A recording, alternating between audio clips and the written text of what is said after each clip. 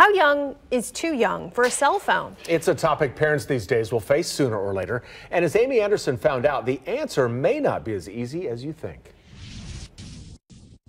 How old were you when you got your first cell phone? If you're over the age of 30, you didn't get one until you were an adult because it simply wasn't an option.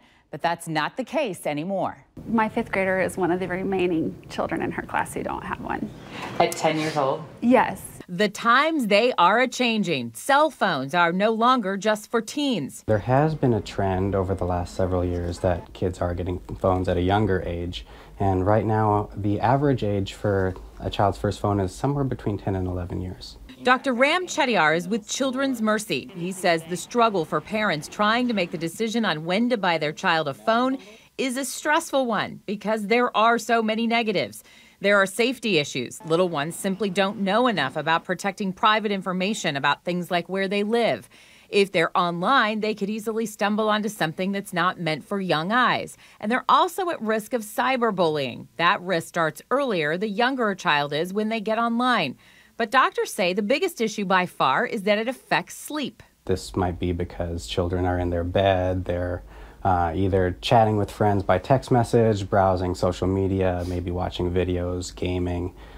Even the stimulation from the lights from the cell phone can make it difficult to shut down at the end of the night. And so we find kids being very tired, getting to bed late, waking up, and not being able to function the way that you would hope that they would in school. We are the first generation to kind of navigate this as parents. So our best shot at handling this is each other. Krista Bowen has 4 children and recently started a Facebook group for parents on the topic of smartphones. It's called Wait a Bit Kansas City, and she's already up to more than 1,000 members. We're just concerned about the distractions and the dangers that are present when you have just access to those things too early.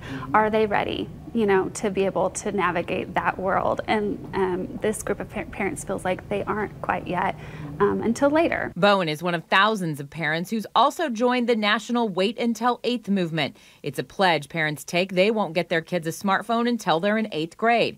Bowen says she and other parents are simply overwhelmed with the pressure to get their kids a smartphone, but are doing their best to resist, saying they worry early phone use will hurt them developmentally. I really want my children to be able to have the skills of conflict resolution, empathy, delayed gratification, and honestly, resiliency, being okay with those moments when I'm not okay. Doctors do agree it depends on the child. You'll know better than anyone when they're ready, and when they are, be sure to set clear rules.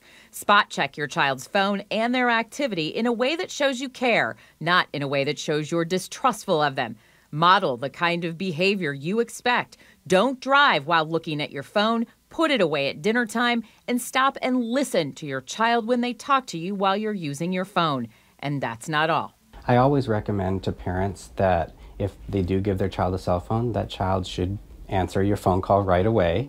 And on that same note, they should probably ignore phone calls or text messages from numbers that they don't know. And don't forget, flip phones are still being made, believe it or not, for parents who want to be able to reach their children but don't want to worry about them being online.